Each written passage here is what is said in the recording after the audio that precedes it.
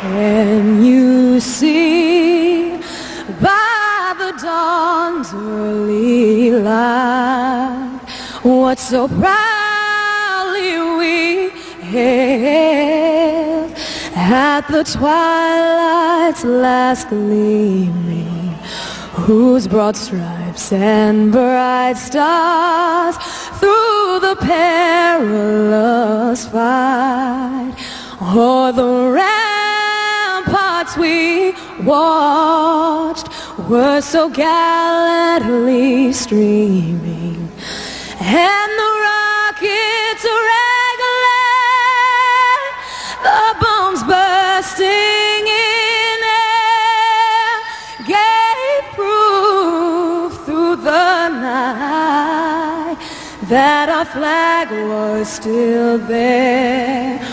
Oh, say does that star-spangled banner yet wave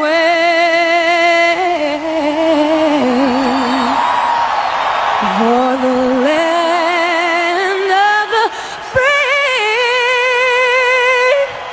and the home of the brave?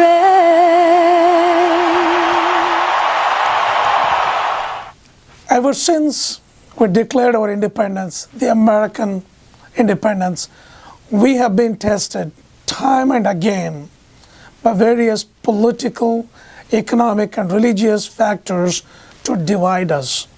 However, at the end, we have come out strong as one nation.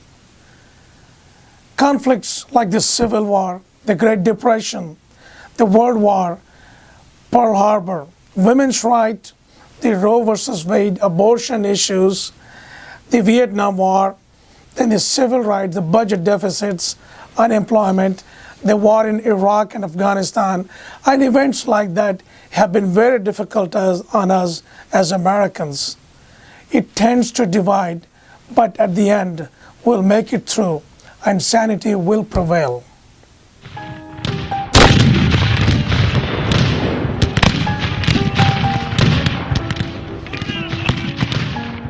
One of the most divisive and important events in American history, the Civil War, also called the War Between the States, pitted countrymen against countrymen in the new and developing Republic of the United States of America.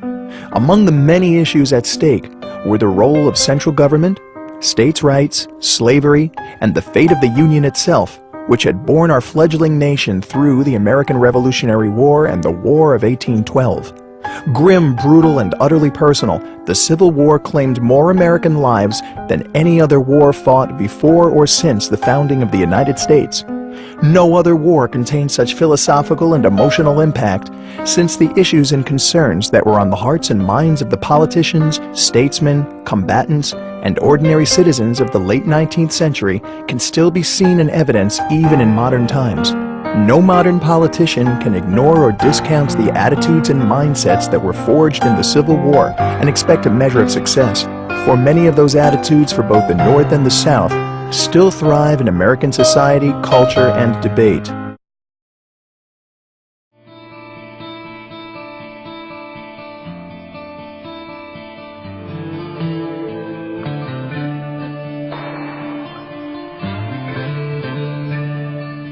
One of the most divisive military efforts in United States history since the Civil War was the Vietnam War. A subject of widely differing opinions at the time, the controversy rages still today over whether or not America should have involved itself in this bloody and hard-fought conflict. The primary aim of our involvement in Vietnam was to contain the spread of communism in Southeast Asia.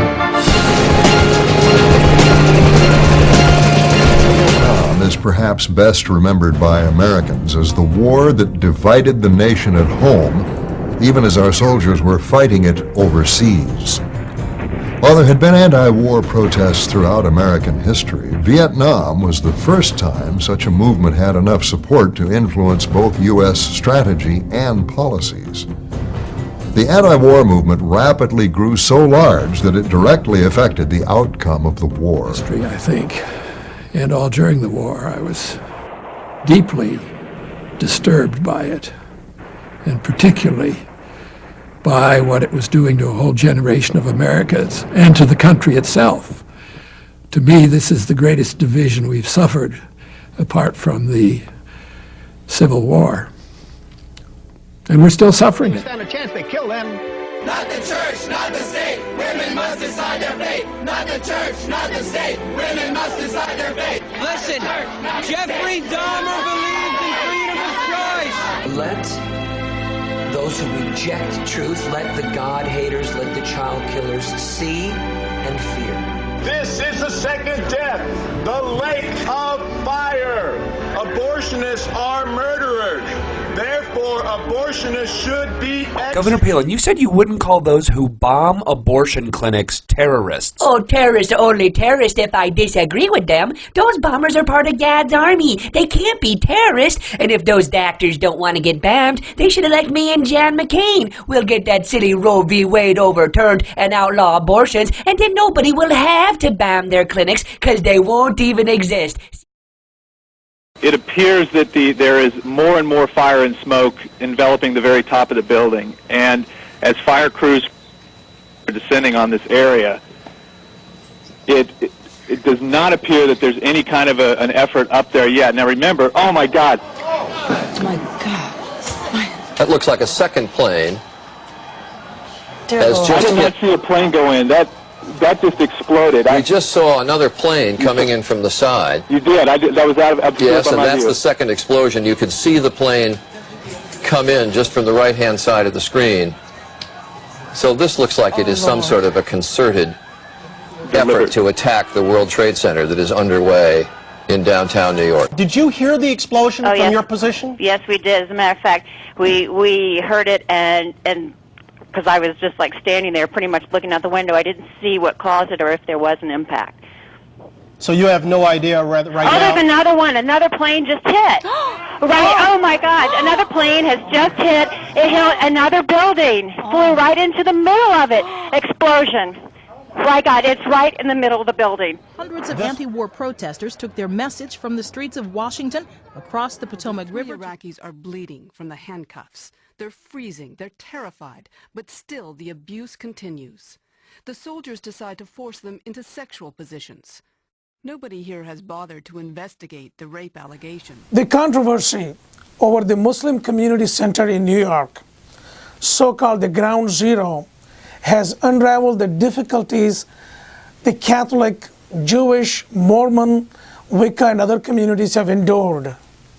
We have come a long way to embrace and accept the otherness of other.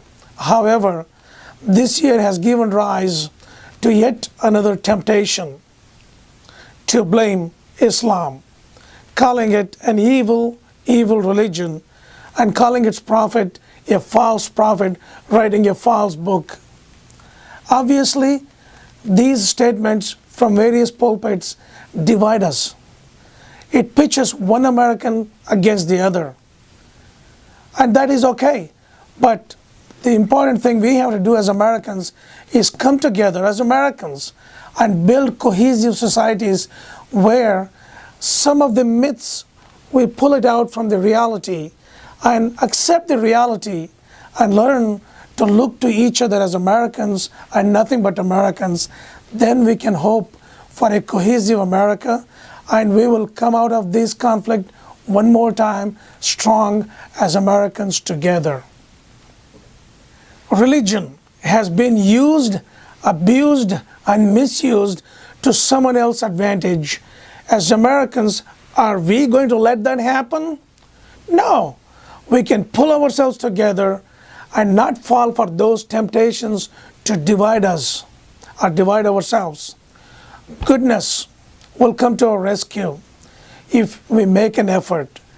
As members of diverse family of faiths, we seek to demystify the myths, malice, and falsification of our respective faiths, all faiths. It is time for all of us to gather and understand Quran, in this instance, the holy book of Muslims, which has been subject of attack by a few among us. Indeed, a conference is scheduled on December 5 It is a positive response to negative sermons delivered from a few pulpits around America this year. I am an American, and this issue, Quran, like the Civil War, Roe versus Wade, the abortion, all those issues are part of our society. This issue about religion is an issue we need to face. There are a lot of myths about it. We are here to demystify the myths. On December 5 at the Quran Conference, please make sure to attend the conference on December 5 between 3 to 6 at the Unity Church of Dallas. Details are at the website Quran, Quran, QuranConference.com. Thank you. Is a false religion built upon a false book that is written by a false prophet.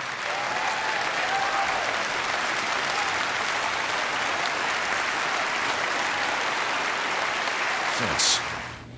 And is there not a logical extension to Mr. Gingrich's conclusions about Cordoba and triumphalism?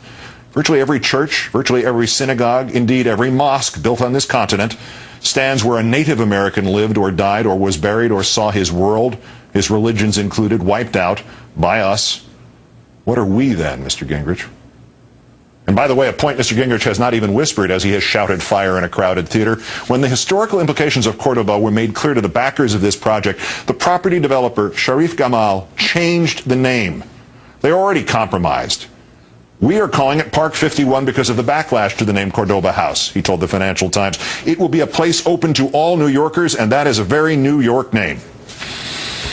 A very New York name, like Ground Zero.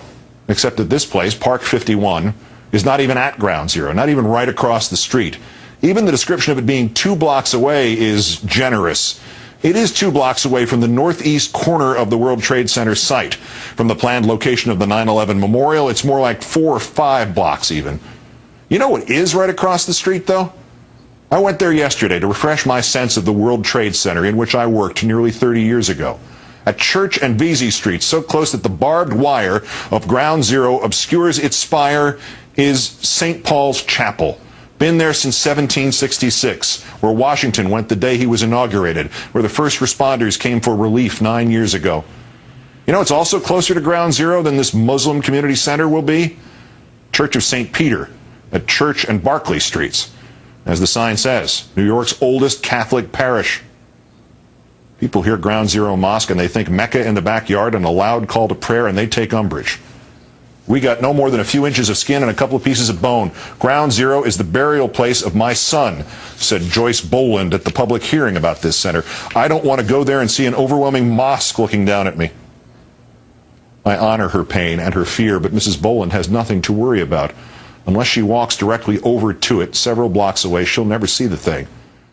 Because this is America, damn it. And in America, when somebody comes for your neighbor, or his Bible, or his Torah, or his atheist manifesto, or his Quran, you and I do what our fathers did, and our grandmothers did, and our founders did. You and I speak up.